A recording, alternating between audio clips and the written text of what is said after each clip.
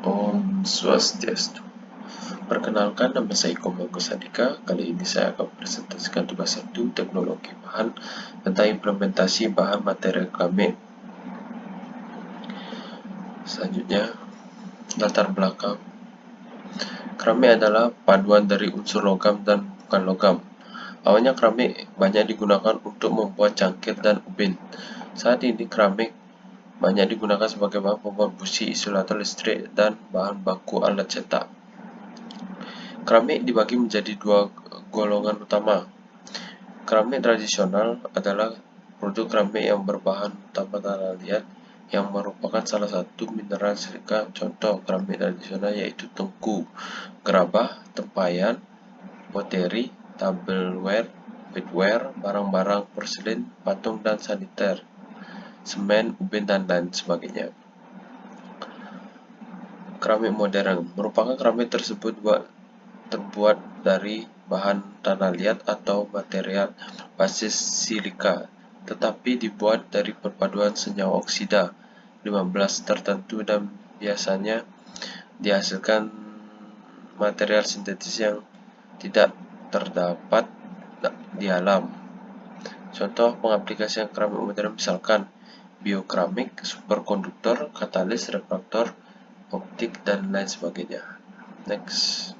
Jenis-jenis keramik meskipun memiliki ragam macam jenis dan bentuk keramik, secara umum klasifikasi menjadi dua, yakni keramik tradisional dan keramik modern. Keramik tradisional dibuat menggunakan bahan alam seperti kuarsa, kaolin, dan lain sebagainya yang termasuk dalam kategori. Keramik ini diantaranya barang-barang pecah belah, untuk keperluan rumah tangga, tetra brick, dan untuk industri. Sedangkan keramik modern atau fine keramik atau bisa disebut keramik teknik advanced keramik, engineering keramik, atau teknikal keramik adalah keramik yang dibuat menggunakan oksida logam atau logam seperti oksida logam I203, ZR02, Mg0, dan lain-lain sebagainya. Penggunaan elemen pemanasan semikonduktor, komponen turbin, dan pada bidang medis. Next, kelebihan dan kekurangan. Ditinjau dari aspek kesehatan, keramik memiliki keunggulan karena terbuat dari bahan alami yang tidak beracun dan menimbulkan alergi. Permukaannya yang halus juga mencegah permukaan bakteri dan jamur. Dari segi estetika dan keindahan, keramik dapat menjadi unsur dekoratif pada rumah dengan ragam hias varian model dan harga. Kendati begitu juga harus bersiap menerima kelemahan yang mudah pecah, tergores, bahkan berkesan dingin. Kekurangan lainnya mencakup aspek kemudahan mudah, di mana permukaan keramik sedikit kaku atau kurang elastis menjadikan tidak fleksibel sehingga tidak bisa diletakkan pada bidang yang melengkung. Demikian juga saat hendak memasang dibutuhkan teknik ahli. Selebihnya adalah bagian keramik yang sukar dan untuk dibersihkan. Kali ini ada 3 jenis yang berkaitan dengan keramik. Pertama ada glazier, pigment, dan refraktori. Glazier merupakan material yang terdiri dari beberapa bahan tanah atau batu silika di mana bahan tersebut selama proses pembakaran akan melebur dan membentuk lapisan tipis seperti gelas yang melekat menjadi satu pada permukaan badan keramik. Pigment atau zat warna adalah zat yang mengubah warna cahaya tampak sebagai akibat proses absorptif selektif terhadap panjang gelombang. Pada kisaran tertentu, pigmen tidak menghasilkan warna tertentu sehingga berbeda dari zat-zat pandar. Refraktori adalah material yang dapat mempertahankan sifat-sifatnya yang berguna dalam kondisi yang sangat berat karena temperatur tinggi dan kontak dengan bahan-bahan korosif. Next. Implementasi material keramik pada toilet. Implementasi material keramik pada bangunan sangat variatif seiring berkembangnya zaman. Inovasi yang diciptakan sangat beragam. Begitu pula pada material keramik perkembangan atau kebutuhan dari konsumen itu sendiri. Dalam hal ini, penggunaan material keramik pada toilet sangatlah umum digunakan supaya bisa melindungi dinding dari kelembaban. Di samping itu juga, penggunaan keramik juga media untuk menilai estetika dan karakter dari suatu ruangan. Next. Keramik ranjau. Pada konsep desain kamar mandi ini menguasai konsep minimalis. Perpaduan kontras antara warna abu dan putih membuat kamar mandi kesan terlihat lebih menarik dan tak monoton meskipun sederhana. Dengan konsep monokrom maka didominasi warna putih menjadikan ruangan minimalis, sedangkan dominasi warna abu menciptakan kesan maskulin dan elegan.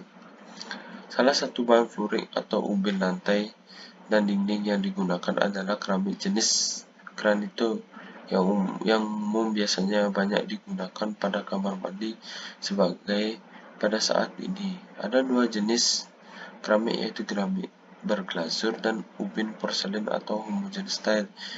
Yang dipakai dalam desain ini tipe homogeneous style motif clara white.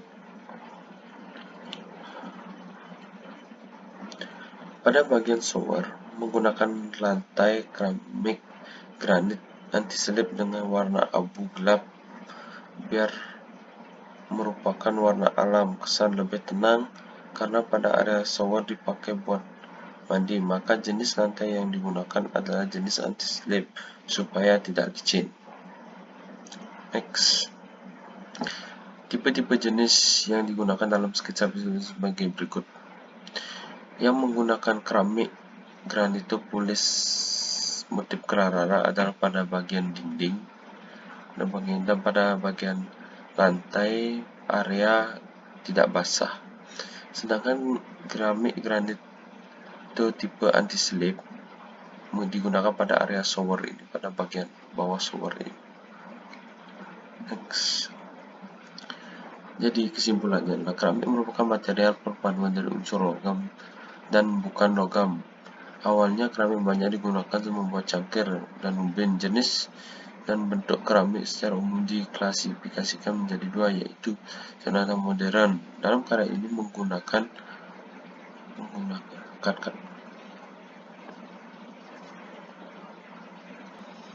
kesimpulan. Keramik merupakan material perpaduan dari unsur logam dan bukan logam. Awalnya keramik banyak digunakan untuk membuat cangkir dan ubin. Jenis dan bentuk keramik secara umum diklasifikasikan menjadi dua, yaitu keramik tradisional dan keramik modern. Dalam sketsa karya menggunakan material keramik tipe granito polis pada bagian dinding dan area non basah, serta menggunakan tipe tile keramik tipe granito anti-slip pada area basah seperti di area shower kamar mandi.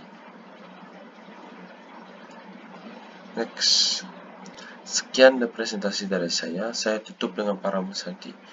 Om Santi Santi Santi.